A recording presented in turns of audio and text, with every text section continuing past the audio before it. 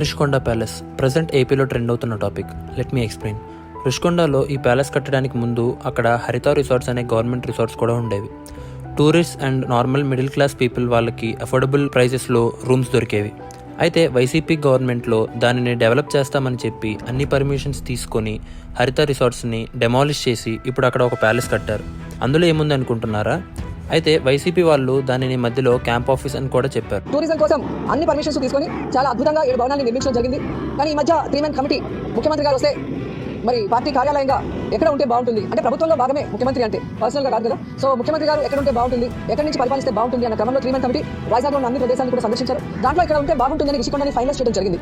Camp office అంటే CM official residence అన్నమాట. అయితే మళ్ళీ ఇప్పుడు దానిని ప్రెసిడెంట్ ఆర్ ప్రైమ్ మినిస్టర్ వచ్చినప్పుడు ఉండే గెస్ట్ హౌస్ అని కూడా చెప్తున్నారు. అయితే ఈ ప్యాలెస్ లో మొత్తం 7 బ్లాక్స్ ఉన్నాయి. 70 లావిష్ గెస్ట్ హౌసెస్ కూడా ఉన్నాయి.